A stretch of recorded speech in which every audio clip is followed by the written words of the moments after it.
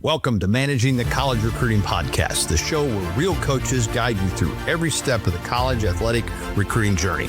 I'm your host, Jeff Four, founder of Next College Athlete. Each week, we break down the recruiting process with practical tips, expert insights, and real-world stories. So if you and your family can take control, avoiding costly mistakes, and make confident decisions about your future. If you're ready to get recruited on your terms with honest advice, you're in the right place. So let's get started with today's episode.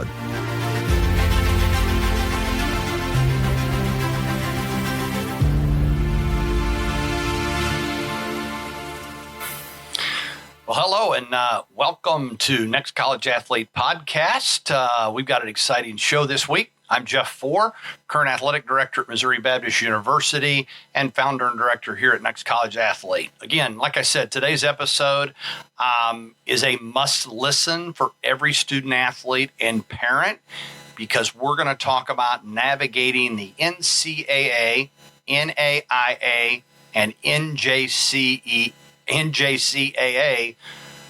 eligibility rules. I don't know why I have such a hard time saying NJCAA. I guess it's just a lot of letters. But anyway, we're going to talk about eligibility today. So again, we have an exciting show for you. We're going to dig into this. We're going to talk about each level and really try to help you understand this. So if you've ever felt overwhelmed by eligibility requirements, forms, deadlines, trust me, you're not alone. And I'm going to break this down and really tell you what you need to know and how to stay on track and how to avoid those common pitfalls that can derail potentially your college dreams.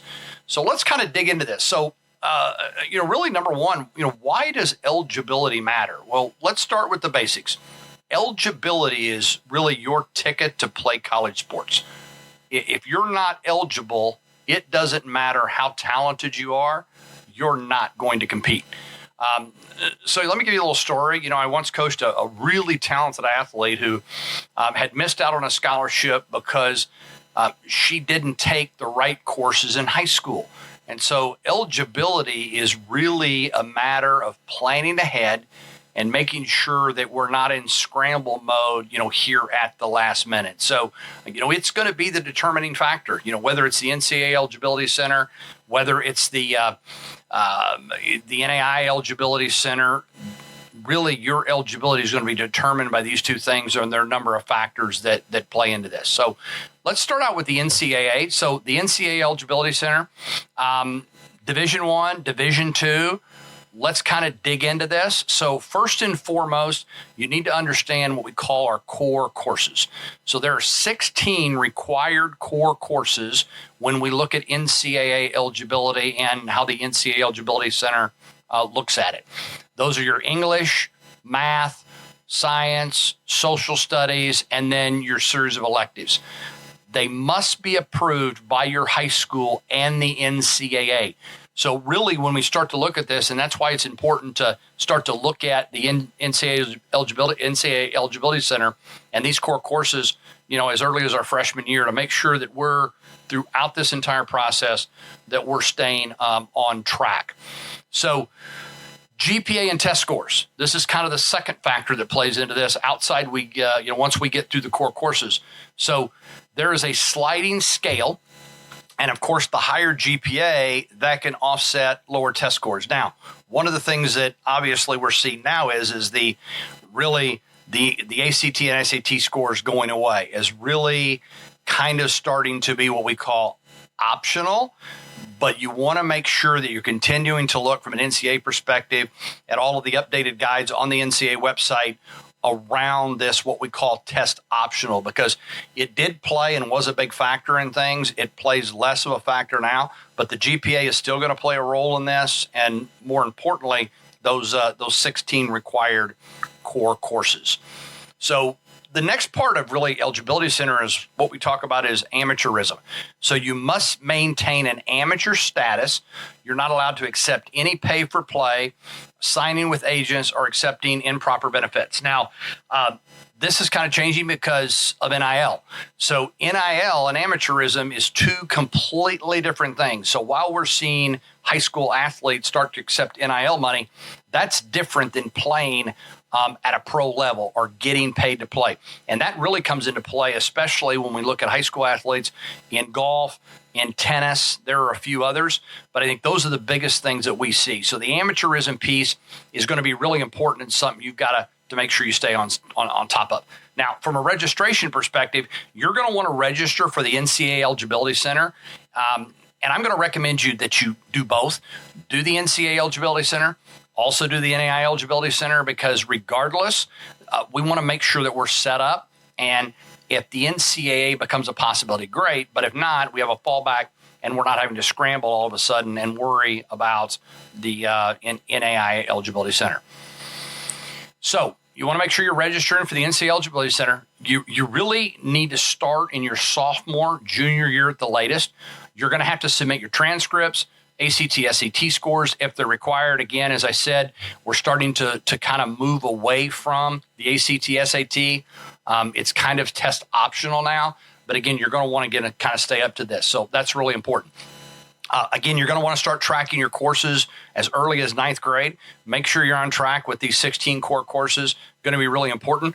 And meet with your counselor every semester to make sure that you're staying on track. Now, a tip here is use the NCAA's online portal to track your progress. Missing just one required class through this entire process can make you ineligible, and that's going to cause some real issues, and we definitely want to avoid that at all costs. So that really, in a nutshell, is really breaking down the NCAA standpoint with the 16 core courses, GPA test scores, again, looking at some of the new rules around test optional. The amateurism piece is going to play into this. This does not affect NIL. This is completely different when we talk about NIL, name, image, and likeness, and accepting money on that side of it versus accepting money where you're paid to play the sport. So that's going to be a big deal. And then again, registering for the Eligibility Center, really important, sophomore, junior year at the latest, and then really starting to track it.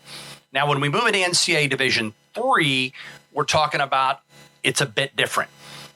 No NCAA Eligibility Center registration is required for NCAA Division III. You still need to meet the school's academic standards and admissions requirements, but you don't have to worry about these 16 core courses and some of the other things. It really becomes institutional, not NCAA Eligibility Center. Coaches are going to probably ask for your transcripts, your test scores, but there is some more flexibility.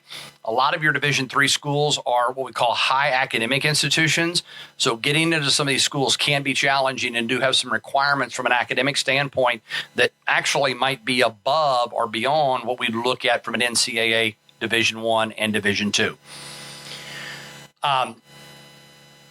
Don't want to assume that D3 means it's easier. Again, we see academic institutions that are much more demanding, and coaches expect you to be organized and really proactive, even though we look at Division III sometimes as being a little bit less.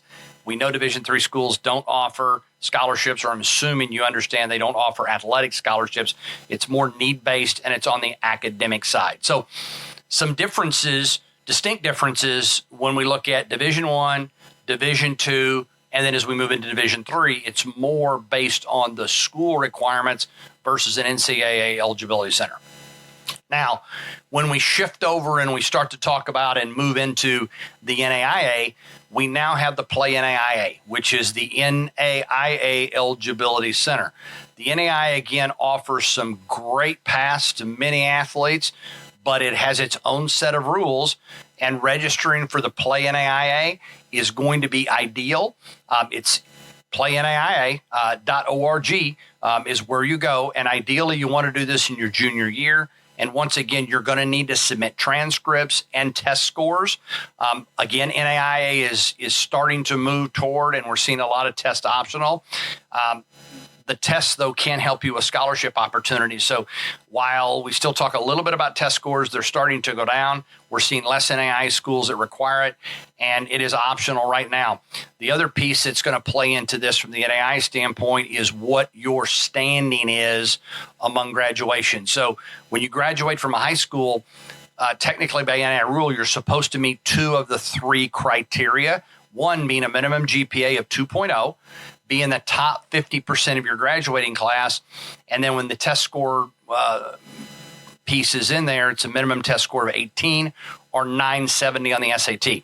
Right now, we're starting to see go test optional, so you need to meet the 2 requirements that I mentioned, and that's the minimum 2.0 GPA and being in the top 50% of your graduating class. Now, if you're coming from another college, there are credit and GPA requirements, so you're going to need to pay attention to that. So if you're transferring down or transferring from an NCAA school into an NAIA school, there are some requirements there. And once again, you're going to need to go through the eligibility center on both of those. There is a fee required for both the NCAA and the NAIA eligibility center. However, if your family is a Pell Grant recipient or would be eligible for the Pell Grant, you do have the ability to get that waived, and there is a form, and you can see your counselor at your high school in order to get that waived. So that's kind of the breakdown when we look at 4-year schools, both NCAA Division I, NCAA Division II, NCAA Division III, and then when we look at our NAIA schools. Let's now shift to the NJCAA. And hey, I said it right. So again, these are our junior colleges.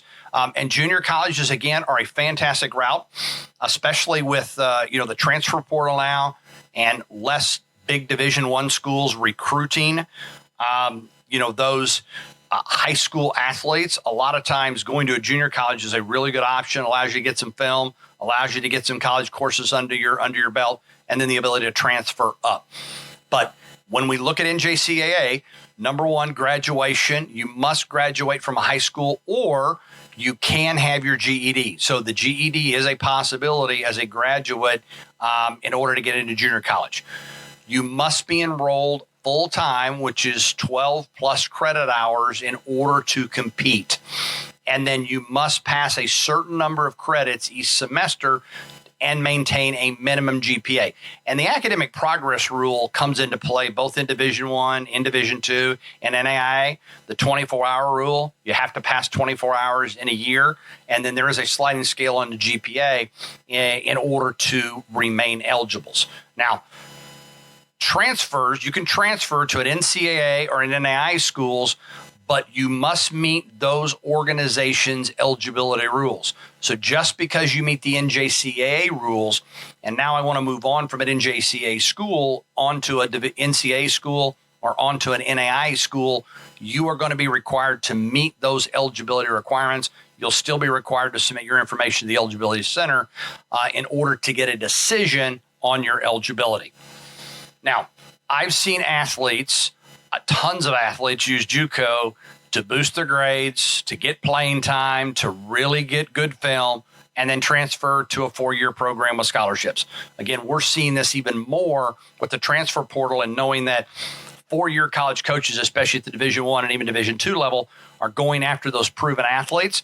This is an opportunity to prove yourself both athletically and academically in order to potentially get a better opportunity. So keep that in mind as you continue to look at this thing. Common pitfalls and how to avoid some of them. We've talked a little bit about this as I've kind of went along, but let's talk about those mistakes and some of those mistakes that unfortunately I have seen all the time, both as a coach and now an athletic administrator. So number one, not tracking core courses or taking the wrong courses in high school. Really important, again, that you're meeting with your counselor. You make sure you understand what courses need to be taken and that you're on track to get this taken care of. Missing deadlines for registration or paperwork. Again, not registering for the eligibility center. NCAA, NAIA, I see it all the time. Kids in their, at the end of their senior year, they haven't done the eligibility center. They think they can do it in July or August. Well, just think about how many decisions that these eligibility centers are trying to make for athletes coming into the school. especially if you're a fall athlete. And so we'll see some of these decisions that are passed beyond the start date of the season. And so we see kids missing games, and we definitely want to see that. So missing deadlines for registration or paperwork important. Another mistake, assuming your counselor knows all the rules. You need to double check everything yourself. Work directly with your college coaches that are recruiting you and make sure that you're up to date on all of the new rules, and make sure, again, that you're double checking all of this stuff. Next one is not submitting transcript or test scores on time. This is a big one, I can tell you, at our level at the NAIA, again, with the push or the rush from an eligibility standpoint, and decisions need to be made. When we have student athletes that wait very, very long into this process, moves into July, moves into August, they've not submitted everything, they can't get a decision. We start to see decisions later and later. And so, if you're a fall sport and you're wanting to play, I definitely recommend that you do this your junior year and you continue to get your information updated as soon as you graduate. Make sure you're sending your official transcript over as soon as possible. The next one is losing amateur status by playing with pros, signing with an agent, or accepting, some help. So that's something big that you're going to want to make sure that you're staying on top of and that you understand these amateur rules. Really, really important. Now, advice, be your own advocate, keep a checklist, meet with your counselor often, and ask coaches for help if you're unsure. That's the biggest thing that I can say, and that's going to be really, really important for you. Now, planning ahead, academic and athletic. How do I stay on track? So again, starting early is really important. 9th, 10th grade is definitely not too soon to get started, to get registered for the Eligibility Center. Start tracking these core courses. Sign up early for ACT, SAT tests so you have an opportunity to take it multiple times, especially if you go to a school that is going to want you to take it and it's going to mean more money, especially Division III schools. You definitely want to do that. Meet with your counselor every semester. Make sure you're connecting with your counselor and also your coach. Really, really important that you do that. And then keeping copies of everything, transcripts, test scores, Eligibility Center confirmations, keep it all. Make sure you've got it, and then communicate with coaches about your status and ask for continued reminders. So work with your college coaches that are recruiting you to help you understand the nuances and some of the new things that are coming down the line, not just 100% relying on your counselor. Best thing to do is to use a spreadsheet or a planner to really track all of these deadlines and requirements. So let's now look at action steps. So here's what you can be doing this week in order to get most prepared and making sure that you're set up for success. Meet with your school counselor to review your courses and eligibility plan. Step number 1, recommend you set that appointment up, do it ASAP. If you have not done it yet, register with the NCAA or NAIA Eligibility Center. Very important. You can't get started with that too early. Create a checklist of required documents and deadlines. Again, really important. And then download the eligibility planning worksheet that we have. If you've signed up or you're taking our course, we have that available. And there's also information, and the guide for student athletes is on the NCAA site as well as the NAIA site. So again, those are really 4 things you can do. And then last, check links. Again, look at eligibility resources for all of, and I don't want to forget about NJCAA because it comes into play, but check continually over these things, and definitely continue to follow the links on the NCAA, NAIA, and NJCAA websites, because information changes all the time. Especially if you're in your sophomore and junior year, there could be some upcoming rule changes that could take place, between now and when you actually, get into this process. So let's go through a few, listener Q&As. So, every week I get a number of questions that are sent to me, and I try to include a couple of these along the line, just, questions that come in, and I share that because it might be a question that, that you have on your mind. So let's kind of look at it. So the first one I picked today is, what happens if I'm missing a core course in my senior year? A big one. I haven't done the things I need to, just starting to realize I'm missing a core course. panic mode. Now what do I do? So number one, you definitely want to talk to your counselor immediately. There are some schools that will offer online courses or summer school to help you catch up. There are also intersessions. So there are some places that you can get intersession courses during your Christmas break to pick up that, or you can pick up a correspondence course or an online course. So that's probably the easiest way to fill in some of the gaps for the core courses that you might be missing. But you definitely want to make sure if you do that you are going to a school that's going to be approved by the NCAA, and don't take a course that's not going to be true. So fixing it earlier is easier than scrambling in June or July at the last minute. So really important. Number one, talk to your counselor. Verify if you do need to take an online course or a summer school course. Make sure that that's going to apply and that the NCAA will accept that. So really important there. Second question I'll throw out that came in this week is, do I need to register with more than one eligibility center? And again, I brought this up already, but I'm going to reiterate it. And that's why I wanted to put it here at the end, because it's really important. If you're considering both NCAA and NAIA schools, 100% yes.